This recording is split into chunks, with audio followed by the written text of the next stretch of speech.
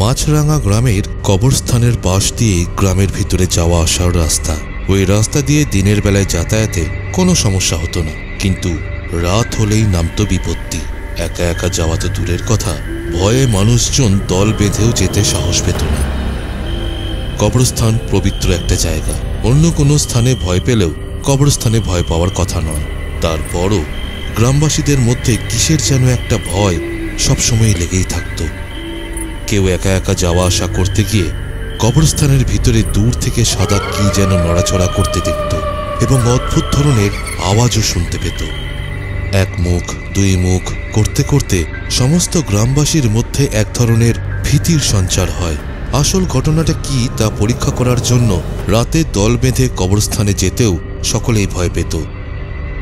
তবে কোনো মানুষ মারা গেলে তাকে মাটি দেওয়ার সময় কেউ কখনো বিপদের সম্মুখীন হননি। তাই গ্রামবাসীরা মানুষ মারা না গেলে কেউ সন্ধ্যার পরে ওই কবরস্থানে তো দূরের কথা, তার আশপাশ দিয়েও হাঁটত না। বাবা, বড্ড দেরি হয়ে গেল। এই শহরে কাজ করতে গেলে এই সমস্যাটা হবেই।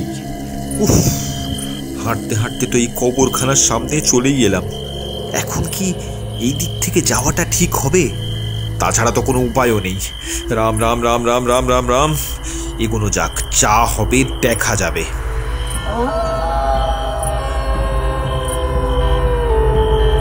রাম রাম রাম রাম রাম রাম রাম। এই এই কি একটা নড়ছে না? কি কি কি ওটা?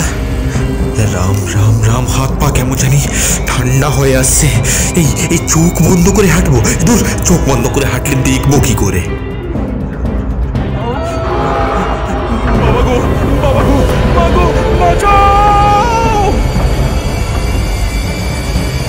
কবরের দিক থেকে একখান চিৎকার ভেসে এলো না নিমাই? হ্যাঁ মোড়ল মশাই, আমিও তো তাই শুনলুম মনে হলো। বলছি কি, এইবার একটা লাঠি সোটা নিয়ে গেলে হইতো না? চল তো, আজ এর একটা হেস্ত নেস্ত করতেই হবে।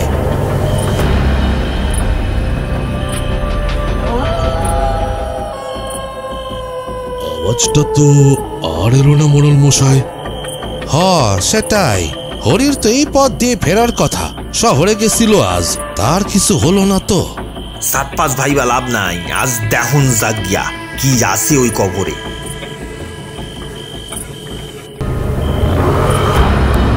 আমাকে হরি না, প্রাণ আছে জ্ঞান নাই। আরে চল চল, ওরে নিয়ে কবরেজ মশাইয়ের কাছে চল, আর দেরি করা যাবে না।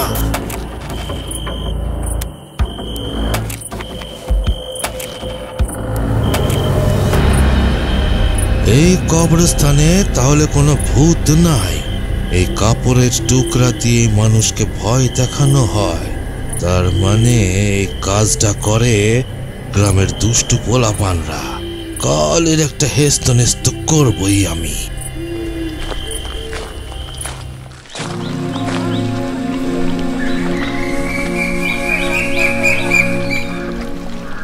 তোমাদের মধ্যে কে কে এর আগে সাদা কাপড়ের ভূত দেখছ?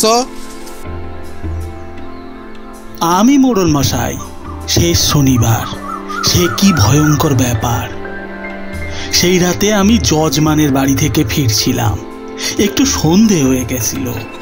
মনে ভয় নিয়েই রাম রাম রাম রাম রাম রাম রাম ওই জায়গাটা দিয়ে ফিরছিলাম।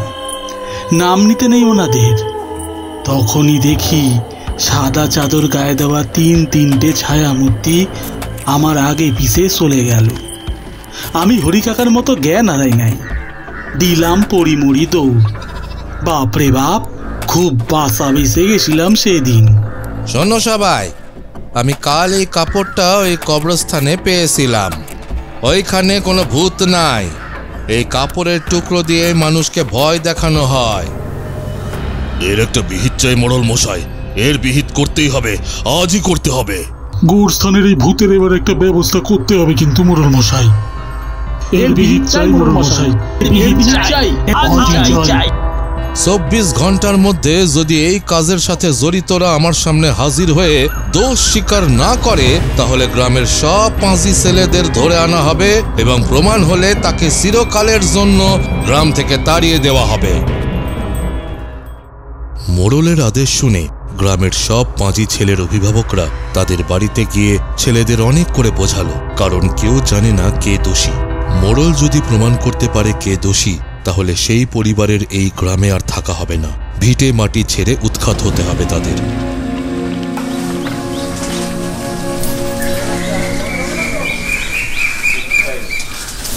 পরদিন সকাল 10টা।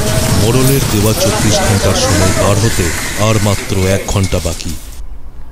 গ্রামবাসীরা আস্তে আস্তে হাজির হচ্ছে, কিন্তু কোনো পাজি ছেলের দেখা পাওয়া যাচ্ছে না। সময় অতিক্রম হওয়ার ঠিক 10 মিনিট পর নিমাইবাবুর ছেলে প্যালারাম আর তার 2 বন্ধু হাজির হলো সেখানে। প্যালারাম হলো গ্রামের সবচেয়ে শান্তশিষ্ট ছেলে।